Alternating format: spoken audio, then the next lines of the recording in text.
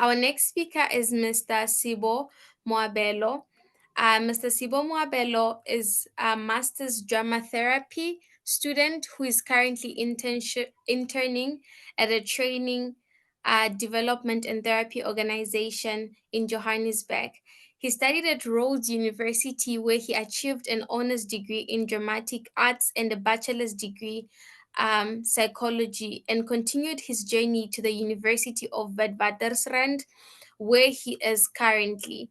Sebo has traveled and applied his creativity as well as his therapeutic skills through various contexts and endeavors to continue his journey.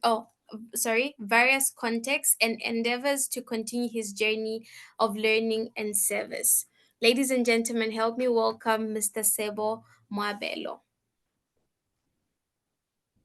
Over to Hi, you, sir. Hi.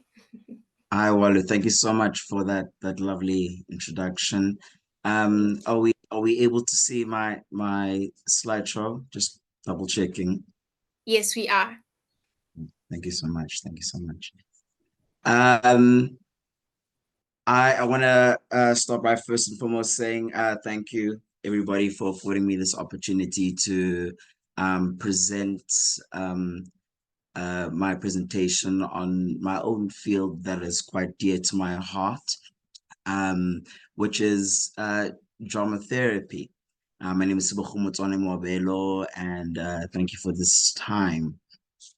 So, uh, I'm a drama therapist in training. Right now, currently, I'm a drama therapist and counselor working at the Johannesburg Parent and Children Counseling Center here in Johannesburg. I know we might have a few international guests, so I do just want to say that um, some of the things I do mention are within the South African context. I'm just giving that out there as a kind of cautionary info. Before I speak quite a bit about what drama therapy is, I do find it quite prudent to tell you how I got here in the first place, a little bit about my background. So, almost as an act of providence, arguably my career um, within drama therapy started while I studied at Rhodes University, where I majored within dramatic arts and psychology. I will mention why those particular fields are quite important in terms of my work a bit later. But after I graduated, I kind of navigated the space. I worked at several NPOs and academies, kind of teaching and doing quite a few interventions. But it wasn't until I joined a particular organization called Baratang Initiatives, which is an NPO that does have a foundation within working in a drama therapeutic model as hosted by one of my colleagues at the time. And what we did was that we traveled across the country, South Africa, developing a program whereby we taught teachers, guardians, childminders on how to deal with trauma in children, and we worked in a drama therapeutic style. And that was essentially my induction towards what drama therapy was. And it's just seeing the level of impact and efficacy that this type of work had, it led me to a place where I wanted to further develop my knowledge and my skills within drama therapy. So I found myself studying at the University of Witwatersrand, where I attained my honors in drama therapy, and right now I'm completing my master's in therapy. I actually am submitting my research next month, so shout outs to me. But it was quite an important and learning journey for myself to learn how important drama therapy is in the grander scheme of things. And just as a somewhat note, um, for those who might consider it somewhere down the line, hopefully, what drama the criteria of drama therapy is that one of the only places to train in drama therapy is at the department called Drama for Life at Wits University, which is one of the few places in South Africa where you can learn drama therapy. Um, and aside from that, you also need to have a bachelor's degree within psychology or drama 3, depending on how your lingo is in terms of tertiary.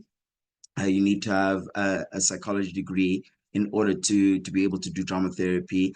And if you do happen to be a drama therapist, you also need to be registered and licensed by the Health Professions Council of South Africa, the HPCSA, in order to practice. Otherwise, you're doing an illegal thing. So just a thing that's quite important to take note of. So usually, whenever I tell individuals I'm a trauma therapist, the first thing they always ask me was, what is drama therapy? I know it's quite a novel concept, so I usually I pick quite a lot of fun in terms of figuring out what this field is or what this work is. And essentially what let's say the theoretical or the clear concise answer for what drama therapy is that you usually get by a practitioner is that drama therapy is the systemic use of drama or theater processes to achieve psychological growth and change. So very similar to actually what the whole function of what therapy is, but you're doing it in a more dramatic way in terms of practice. It is a little bit of a working title right now, even though in my training processes, I'm still also trying to figure out my own particular way for how I would define what drama therapy is. But I believe it is when drama therapist facilitates the patient or client centered between the use of psychological and therapeutic practices in liaison with dramatic techniques and methods to guide the patient or client towards a healed or positive change state. So usually what my day-to-day looks like as working as a drama therapist is that it involves me working with clients in a both clinical and creative sense, although it still has that foundation of being very therapeutic. I either see clients at the center that I work at. Sometimes I visit their homes or their schools or places of work. At times, I also facilitate group interventions, usually with a co-facilitator, and these can be either therapeutic or have training processes. So the work that I do doesn't necessarily equate to having a therapeutic intervention, but we're also teaching, as I've mentioned before, and how I got into this work in the first place. It's to teach individuals how to deal with situations that they might feel like is quite overwhelming or it might go over their head in terms of what to do. One thing that I do have to stipulate is that drama therapy or therapy in general is not for the faint of heart. Um, you can't, let me not say you can't, but I find myself working with clients who are grappling with very heavy things, whether it's a client who themselves or has a family member who has cancer, or they've went through a traumatic incident like a car accident, or they have depression themselves.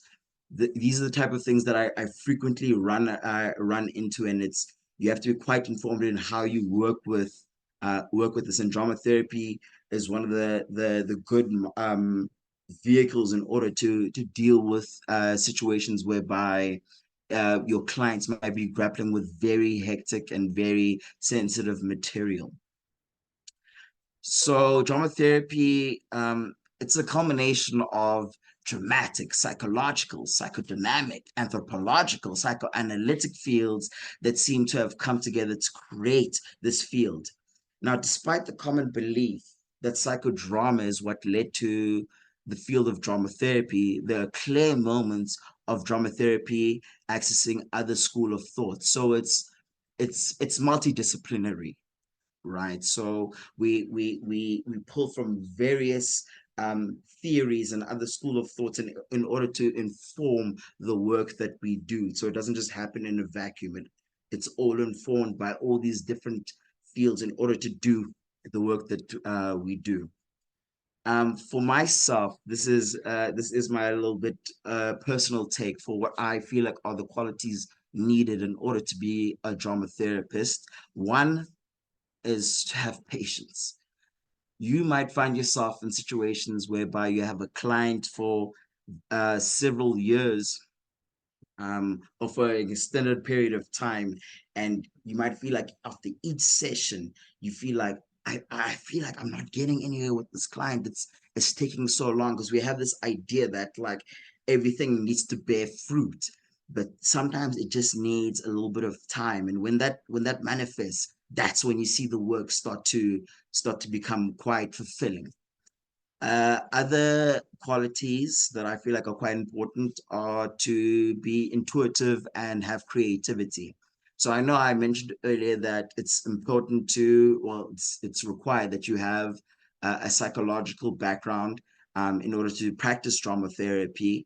A lot of drama therapists, or even some of my colleagues, don't come from a dramatic background, but in order to compensate for that, you need to be an intuitive therapist. So you might find yourself in a situation where you have a client and you're running a session and you have this whole plan for what the session is going to be, but then the client comes through with a whole other offering, and then you have to be intuitive to be able to shift and transition what you have and what you had in order to accommodate whatever they're presenting with at that time. So it's not necessarily needed that you have a dramatic background, but you need to be able to, for lack of a better term, be a problem solver. And that's where the creativity and the intuitiveness comes into play. Another quality that I feel like is quite important is the ability to collaborate in a cohort. I should have I should have just said just have be a team worker, be a team player.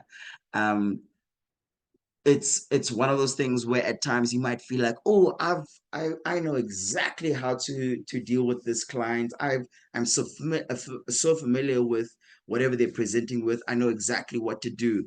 Sometimes it's best to have uh, a crew of individuals where they're able to give their insight and input onto what the case and the client needs in order to figure out what the treatment plan is going to be and how to move forward. And that's how we can create a more rigorous and robust situation where we're able to provide a better service for that client. So it's all hands on deck, essentially. Another quality you need to have is theory. Your work needs to be informed by some level of knowledge. You can't just say, oh, in my life, I experienced this thing, so I know exactly how to navigate or how to approach this particular case. No. If I have a client who is, let's say, an adolescent and they're going through a developmental process, it's very important for them to be able to or for you as a therapist to be able to say, oh, okay, maybe I should look at Eric Erickson's eight psychosocial stages of development. Say my client is in this stage of development, so my treatment plan must be informed by how we understand what this particular client or this demographic is dealing with at this time. You need to inform your practice by theories, by knowledge, by information.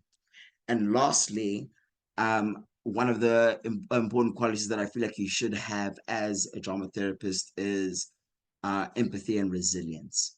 It's we have this lovely theorist called Brene Brown who has a lot of knowledge as to what what empathy is and how that can impact and inform your practice.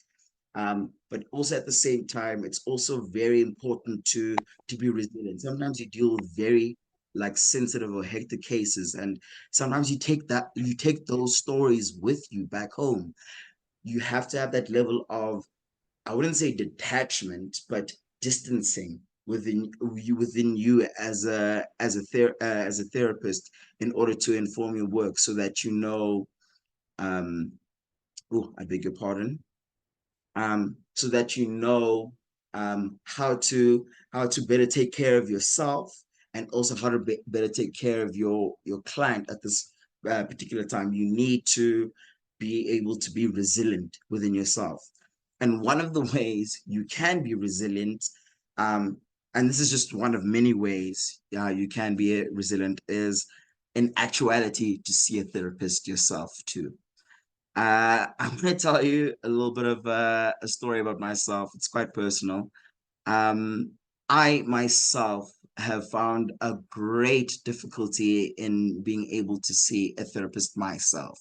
And I know that's quite ironic being somebody who's practicing within my field. But at times I found it quite difficult to be able to see myself um, expressing and exploring all these deep seated feelings and issues that I'm grappling with myself, whether it's traumatic or it's just troubling myself with somebody who's just seeing me as another time slot. No how also paying them money.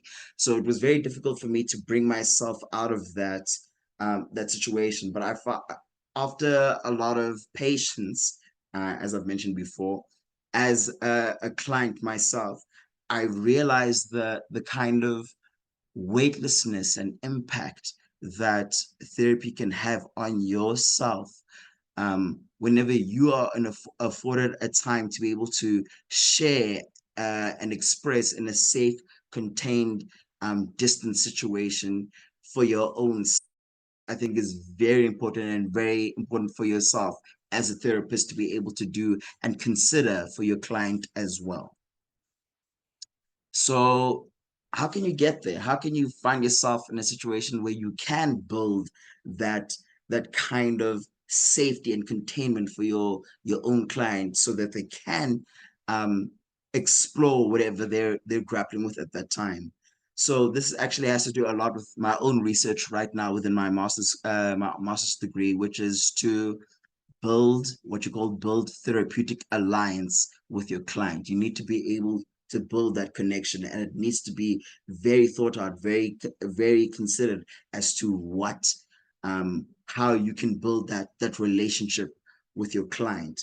And when you realize that, not only are you going to create a better therapeutic journey for you and your client, but for you as a therapist as well.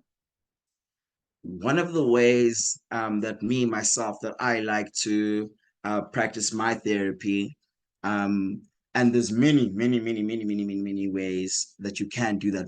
But for me, within my own therapeutic style, is that I like to work with the idea of projection. I know we hear this word a lot, like, oh, you're just projecting it, and usually when people tell you, oh, you're projecting, you get quite of like offended, like, what do you mean I'm just projecting? But it's quite an important thing for you to be able to do in order to explore whatever's going within yourself. Dramatic projection is synonymous to audience or stage or actor relationship. It can project aspects of themselves into inanimate objects, like puppetry, an example. It allows processes for the client to explore any issues. It creates a relationship between the inner emotional states and the external, taking these two different realms, the external and the internal, and finding a way where you guys can have a dialogue between those two particular states. Freud, our main man, Sigmund Freud, saw projection as a defense mechanism used to avoid anxiety that is provoked when one is forced to face their faults or weaknesses. Carl Jung actually speaks that relates to this as well, in how he speaks about the shadow self or your mask, and that it's actually very important to be able to protect yourself and to have that ego protection. but also at the same time find a way where you can have an exploration of these things whenever it's compromising your own development or your own psychological health in itself. um, I've written there traumatic projection to empower. One of the other things I do as well within my therapeutic practice is to empower my clients. If you feel like you're in a place where nothing is working, or nothing is happening, or you've dealt with something quite traumatic, usually your clients are very disempowered. So as a therapist, I think it is very paramount to empower your clients so that they can be able to tackle whatever is that they're dealing with at that particular time in a way that's also quite projective as well. Before I end my presentation, I do want to say that drama therapy in South Africa is in what word can I use? It's in its infancy stages right now. So it's quite novel in the South African context. So you can find yourself, if you do happen to pick up drama therapy, being one of the forebearers for how we can shape and develop the practice of trauma therapy in this context and even in a grander macrocosm, the world as well. Thank you so much for affording me this time to present, and thank you so much for listening. I will ask for questions.